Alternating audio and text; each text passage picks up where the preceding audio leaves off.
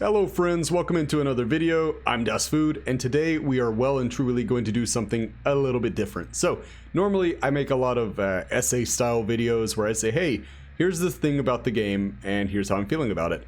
Instead of doing something along those lines, I wanted to react to kind of breaking news, and I wanted to cover the developer update which just dropped. It's the March 2022 developer update, and this one's kind of exciting. This one, I have not read through it yet, but I know it concerns Ghostface and Legion and their upcoming reworks. Hopefully it gives a timetable for when this could be, when this could actually hit the game, but we'll see, so if I'm going through this, and it looks like it says it was dropped on March 25th, I guess I'm just really behind on the news. So if this has been going for a while, wow, I guess I'm just really late to the party. But anyway, let's go into it because I am excited to offer my thoughts on this. Peanuts did it, obviously a beloved member of the dev team, so good to hear from Peanuts again. Let's see, everyone's favorite time of the month, reading time. Clearly I can read. We're going back with another developer update series. Okay, generally we know what dev updates are. Patching optimization part 2. At the start of the year, we announced our plan to improve patch times, coming in 2 parts. The first smaller change was on Steam, compressing the game files and improving patch times. Yeah, really glad they did that. Fantastic change. We're going to launch the second part of these changes, which will have a much larger impact than the first and affect all platforms. How does it work? To put it simply, the game is broken into small chunks. When something in one of those small chunks changes, the whole chunk must be updated. As the game has grown over the years, so have these chunks, causing downloads to get bigger and patch times to get longer. Yeah, that's the issue with it. Starting in this mid chapter, we've completely restructured and rebalanced these chunks. That way, you won't have to download or patch nearly as much unnecessary data, making speeds up to 200% faster. Now, I will say, a little cynical here. When people say up to, that's not usually going to be close to the average. Maybe I'm wrong, right? But it's like when you see a sale and it's like, oh, these things could be up to 99% off. And then like at best, most of them are like 15% off. But you have like the one item that's 99% off and it's like, see, it's up to. So hopefully 200% is what a lot of people get to experience with this, but color me a little skeptical on that one. Please note, since we're changing the file structure of the game, you will need to completely re-download the game. Okay. Oh, that will be interesting. Okay. Ghostface update. Very excited for this one. Love Ghostface. Starting things off, we have a few changes in store for Ghostface. Still kills me. I know they have to do it legally. I realize that, but that it's Ghost Space Face. Like, just make it one word, man. Germanize that shit. First, we are increasing the duration of Ghostface's mark to 60 seconds, up from 45. Yes, love it. Love it. That is a good buff, because I always had the same thing where generally you take the time to mark a survivor and all they really have to do is find one strong loop and they can waste the entire clock. This extra 15 seconds, generally, if they evade you for a full minute of chase, they deserve to not be insta-downed. More often than not, at least. This change gives him a longer window, get a hit after stalking. Yeah, nice. That's a good change. No longer able to reveal the ghost face. Oh, that's cool. Oh, that's pretty good. Marked survivors are no longer able to reveal Ghostface. I feel like that's a substantial buff. Because that way you get marked, and if you're alone and you start trying to loop him around Shack, you don't get the red stain, you don't get the terror rated. Oh, that's good. That's pretty good. I like that a lot. Okay, lastly, we noticed many of Ghostface's add-ons have gone largely unused, with a few exceptions standing out well above the rest. The chewed bin, yeah. We always want to see a wider variety of add-ons being used, so we've done a pass on the majority of the add-ons to bring them up to. Here are a few examples. Okay. So the leg sheath, the drop leg knife sheath, there we go, I can speak English, was a pretty bad add-on. I think that one was for, you moved more quickly. either while you were stalking or I think it was while you were crouched. Anyway, let's see what they did. Sheath allowing full... I don't care about that part. The Ghostface gains 10% movement speed for 5 seconds after marking a survivor. Oh, that's cool. Okay, so what I would assume is that there's probably a weaker version of this, because this is a purple one, that maybe is like a 5%. So if you can have Ghostface have 5 seconds where he's moving it, hypothetically, like, I mean, what? Even with 10%, he's going to be 125 instead of 115.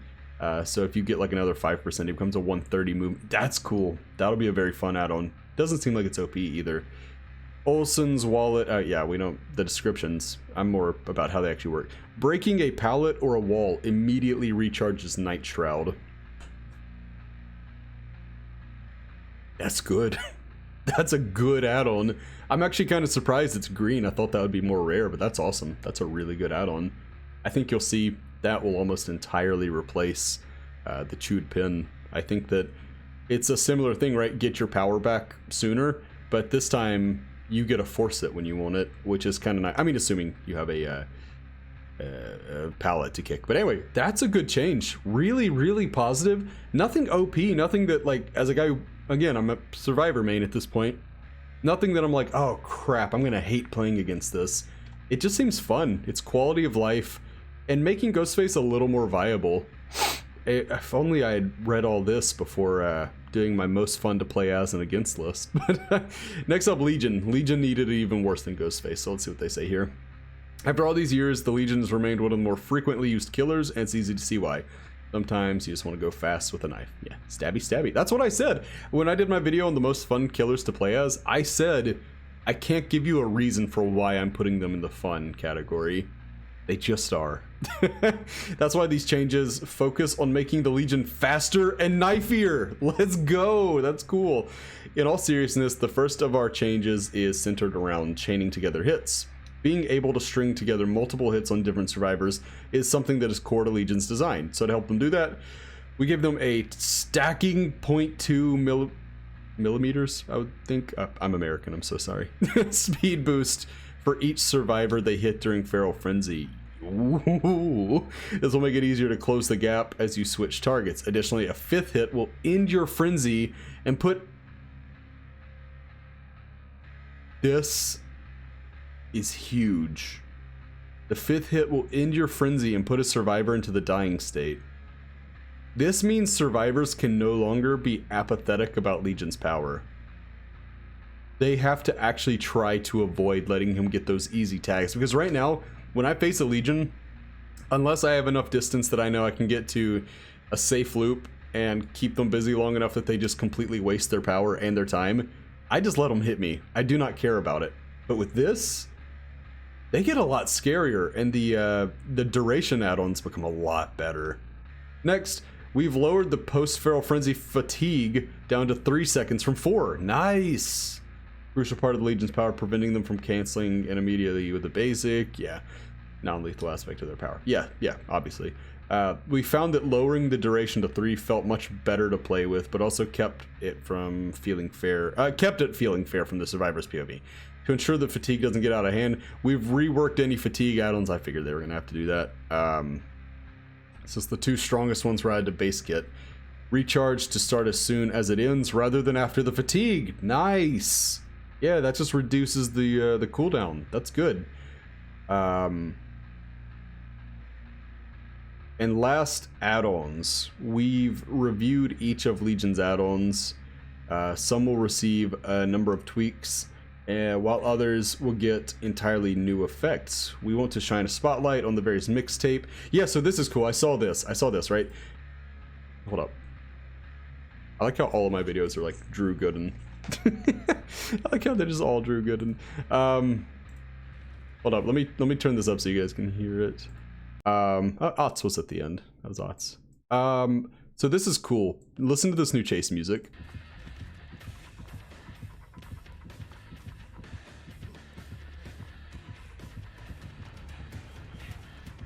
Legion now has my favorite chase music. Like, far and away. And I love that they did it on Ormond against Jeff. That is such a good little detail that they did it on Legion's map against the survivor that came with Legion. They didn't have to do that. I'm really glad they did. Fantastic.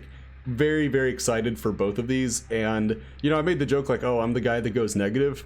I'm happy with both of these. I haven't seen much in the way of reaction to these. I'm excited to hop on, you know, put on my hazmat suit, go into Twitter and Reddit and see what people are saying. But these seem good. These seem like good changes. I'm sure somebody in the comments will tell me, hey, you're stupid, you're not thinking of this. And who knows, maybe I am being stupid, maybe I'm missing something here, but it is kind of a shame that I don't think Ghostface is getting a new theme. I'm all for new themes, even though for a stealth killer, it's not like you're going to hear it a lot. So, Hemorrhage Rework. Oh? Okay. This feels risky, let's see what they do. Hemorrhage has long been one of the lesser desired status effects, for killers at least. Yeah, survivors don't care about hemorrhage. Currently, hemorrhage increases the frequency of blood pools, making it easier to track survivors. This effect ends up not being very useful, as the survivors will be leaving scratch marks. Well, yeah, so that's the issue, right? You think, oh, hey, blood will be easy to track, and sometimes it is. Sometimes you're on a dark section of the map, and the basically neon scratch marks are going off. You know, blood can be more useful than I think some people make it out to be, but yeah, this is it's pretty useless for the most part. Yeah, like, nobody runs Sloppy Butcher because they won't hemorrhage. They run it so it takes forever to heal. With that in mind, we've come up with a new version of hemorrhage. Whenever you are not healing, hemorrhage will cause your healing progress to regress at the rate of 7% per second. This... Oh, okay, so if you're healing and you stop and you get in a chase, every second you're in that chase and you're not healing, your healing progress is just going to go back down, which if you think about it, like if you bring a basic med kit or even a green one, if you start the heal and then get in a chase, you will not be able to finish that heal on yourself. That's good. That's good. Hey, got a fly going around. Oh, you guys probably can't even see it. I feel like I just probably look insane. But anyway, that's good. That... Is it going to make a big difference in the circle of healing meta? Probably not. But, you know, that's a good way to kind of nerf medkits without completely nerfing them. So what's really nice about this is it takes out one of the most obnoxious things survivors can do, which is to 99 their healing so they can get the benefits of, what is it, resilience, where they do gens more quickly and all that. They'll 99 it, and as soon as the killer starts approaching, they'll tap to heal and they'll finish up their heal. This removes that. This is cool. This is a very pro killer update so far, and a lot of the time we think about the devs as being kind of survivor sided, but this is very pro killer. Everything they're doing here is very pro killer, and I'm very happy to see it. Oh, that's gonna be Haddonfield, isn't it? Yeah.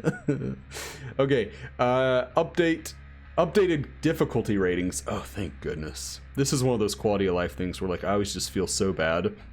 I think currently isn't Hillbilly listed as easy? Am I wrong about that? I may be wrong about that. But yeah, right now it's just ridiculous. In the info tab, for each killer and survivor, you'll find a difficulty rating, yada yada. Yeah, it says easy, hard, medium. To make these ratings more useful, we've created new guidelines for them. We've renewed each killer and given them a 1 to 5 score, 1 being the easiest, 5 being the hardest. So what would that be? Like, very easy, easy, intermediate, hard, very hard, presumably. I would think intermediate, probably, yeah. Mechanical skill. How much precise control is required for use of the killer effectively? Aiming, reaction time, control. Yeah, so that's going to be your nurses, your death slingers, your pyramid heads. Got it. Sorry, I've been holding in that burp. I was like, okay, just get through the video without burping. Don't be gross, but I had to. Strategic skill. How much planning and strategy is required to use the killer effectively? Okay, so Demogorgon, Trapper, Hag, Michael Myers, Oni. Yeah, I got it. Uniqueness. How similar is this killer to other killers? Oh, okay. That's fun. Who would be the most unique killer in the game? We'll read on and then we'll return to that. The scores are totaled up to determine the overall difficulty of the killer. The nurse, for example, requires a lot of mechanical skill, a good bit of strategy, and plays completely differently from other killers, which is fair. She doesn't loop in the traditional way, so she'd be up there for the most unique killer. Landing her safely in the new very hard difficulty. To avoid confusion, we've removed difficulty rating from survivors. Yeah, thank you. I hate the thought that, like, you have new players who don't really know how the game works, and they're like, oh, I'm not gonna play Adam or Jeff because they're very hard.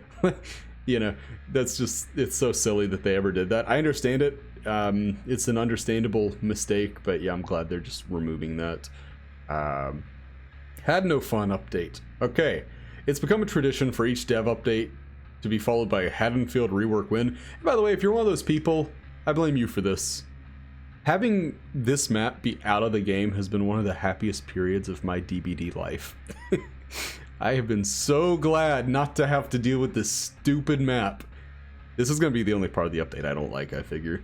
Well, this tradition's coming to an end because we saved the best for last. No! Oh, you funny jokesters, you. The iconic Lambkin Lane appeared in the Entity's realm over 5 years ago, but with all the visual improvements around the rest of the game, that familiar street is starting to show its age. Not for long, though. Haddonfield is next in line for a visual update. Yay! For those wondering, don't worry, the map is getting some layout and gameplay changes too. Look, I'll believe it when I see it, that the layout changes really do anything. I think it's still going to be a super gross map. That being said, if they already leaked that image, I've seen that image. From a graphical standpoint, firstly, it's nice that it actually looks like fall. So okay, there's the House of Pain, I would think, with like the fireplace in it. Maybe not though. It looks like there's another house over that way. So I don't know. Maybe they really did rework it pretty dramatically. That's not the Myers house, I don't believe. I mean, look, it looks great. Aesthetically, it looks very good. I'm not concerned with the aesthetics of it. I'm concerned with, is it still like the most broken, stupid, pee-pee poo-poo map in the game? Which is my big boy way of saying I don't like it. With that, we've reached the end of the dev update. Will be available in the 5.7 update. Which are you most looking forward to? I like how they don't give it like a, which are you most looking forward to? Which are you least looking forward to? It's just like, which one do you like the most? We don't want to hear about the other. Okay, so good update, good update. I'm very excited for this one.